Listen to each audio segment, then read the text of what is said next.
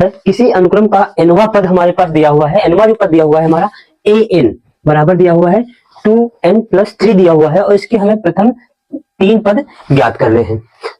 तो देख लेते हैं। सबसे पहले लिखेंगे हल।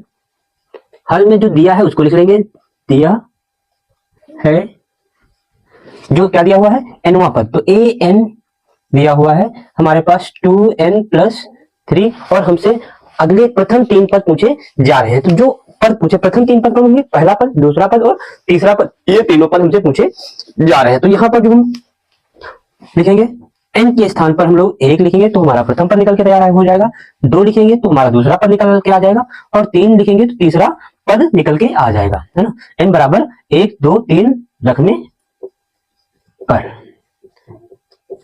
तो हम लोग बारी बारी रख लेते हैं। पहला हमारे पास n बराबर क्या रखेंगे, n का बराबर 1 रखेंगे तो पहला पद निकलेगा। तो n1 इक्वल टू 2, n के स्थान पर हम लोग लिखेंगे, n के स्थान पर क्या रखेंगे 1 रखेंगे तो 1+3 और 2 को 1 से मल्टीप्लाई करेंगे, गुणा करेंगे तो 2 एकम 2 आ जाएगा और उसमें हम लोग 3 जोड़ देंगे तो 3 और 2 को जोड़ेंगे तो हमारा संख्या 5 आ जाएगी। अब जो दूसरा हम लोग लिखेंगे n बराबर कितना रखेंगे, n के स्थान पर अब हम लोग रखेंगे 2।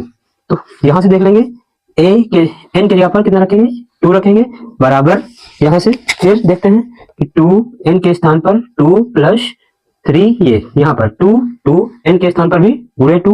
जब कोई नंबर और गिनती होती है तो आपस में मल्टीप्लाई होते हैं तो हम लोग बीच में मल्टीप्लाई का निशान लगाएंगे। तो 2 गुणे 2 प्लस यहाँ पर जो लिखा है प्लस का 3 तो प्लस 3 लिखेंगे। तो जब 2 को 2 से मल्टीप्लाई करेंगे तो हमारा 4 आएगा, निशान लगा है प्लस का तो प्लस का निशान लगाएंगे और 3 लिख देंगे। तो 4 में हम 3 को जोड़ेंगे तो हमारा जो संख्या आ जाएगी 7 आ जाएगी। दूसरा पद जो निकल के आएगा हमारा 7 आएगा। वैसे ही हम चलते हैं, n बराबर अब रखेंगे कितना, अब n बराबर 3 पद निकालना है हमें, तीसरा 3 रख लेंगे तो तीसरा पद भी हमें प्राप्त हो जाएगा। तो a हमारे यहीं पर रखेंगे जहां n लिखा हुआ है, n के स्थान पर 3 रखेंगे तो n के स्थान पर 3 लिखेंगे।